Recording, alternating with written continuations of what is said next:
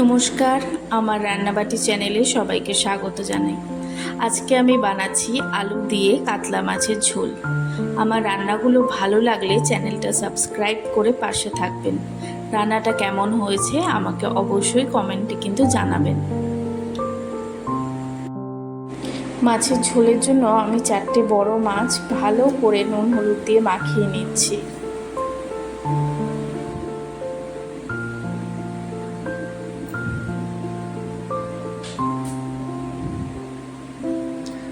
আমি একটা বড় পেঁয়াজের অর্ধেক পেঁয়াজটাকে জিরি জিরি করে কেটে নিয়েছি, আর একটা মাঝারি সাইজের টমেটোকে লম্বা লম্বা করে কেটে নিয়েছি, আর বড় একটা আলুকে আমি লম্বা লম্বা করে কেটে নিয়েছি।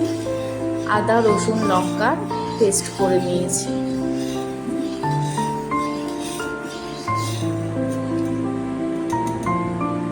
কড়াইয়ে সর্ষের তেল দিয়ে তেলটা ভালো করে গরম করে নিচ্ছি। প্রথমে যখনই দেখব তেল থেকে ধোঁয়া উঠতে শুরু করছে, তখন এবার একে একে আমি মাছগুলো দিয়ে দেব।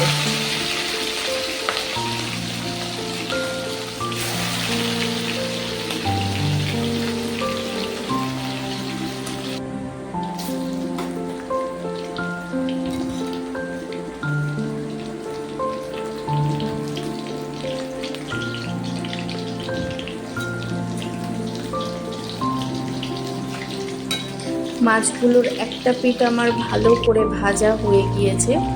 এবার আমি মাছগুলোকে উল্টে দেব। দুদিকটা আমি ভালো করে ভেজে নিচ্ছি, ঠিক এরকম ব্রাউন করে।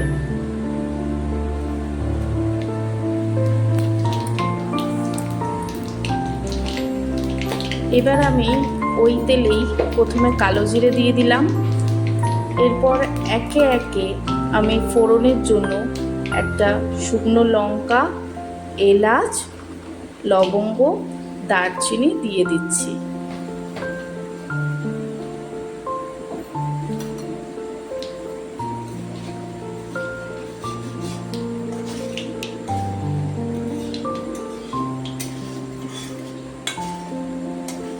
ভালো করে এটাকে মিশিয়ে নিচ্ছি।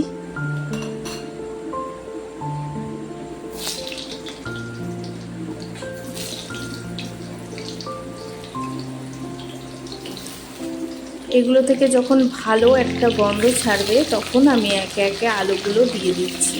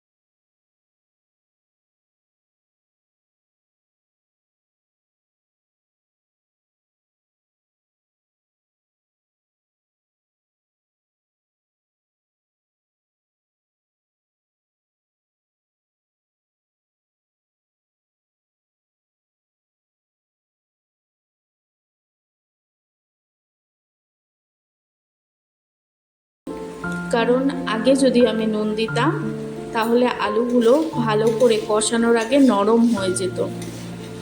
যেহেতু আমি আলুগুলোকে ভেজে নিয়ে করছি না, একেবারে রান্নাটা করছি, সেই জন্যই নুনটা আমি শেষে দিলাম।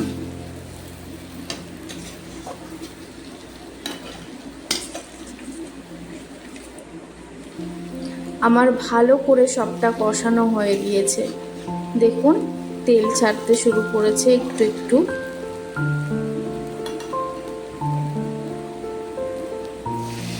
এবার আমি জল দিয়ে দিলাম। আপনারা যতটা ঝোল পছন্দ করবেন সেই অনুযায়ী জলটা দেবেন। আমি খুব বেশি ঝোল করব না, সেই জন্য আমি অল্প জল দিলাম। সামান্য আঁচে ঢেকে দিচ্ছি 5 মিনিটের জন্য।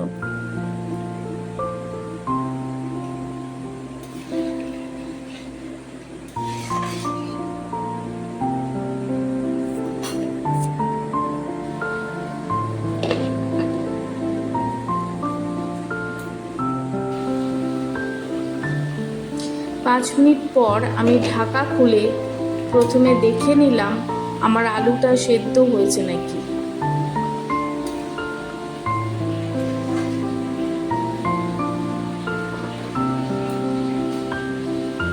আমার ঝোলের আলুগুলো কষতে কষতেই প্রায় নরম হয়ে গিয়েছিল, তাই একটা দুটো ভেঙে গেছে। আপনারা যখন ঝোলটা করবেন এটা খেয়াল রাখবেন, কষতে কষতে আলু নরম হয়ে আসলে আর ঢাকা দেওয়ার কিন্তু দরকার নেই। আমি এবার একে একে মাছগুলোকে ঝোলে দিয়ে দিলাম।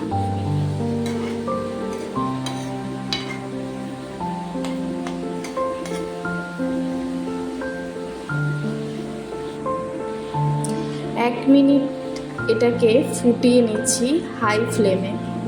এবার আমি গরম মশলা আর ধনেপাতা কুচি দিয়ে দিচ্ছি। ব্যাস তৈরি আমার আলু দিয়ে মাছের ঝোল। পুরোপুরি কিন্তু ঝোল নয়, এটা গা মাখা ঝোল বলতে পারেন। ভালো লাগলে একটা লাইক করে দেবেন। আপনারা কীরমভাবে মাছের ঝোল করেন সেটাও কিন্তু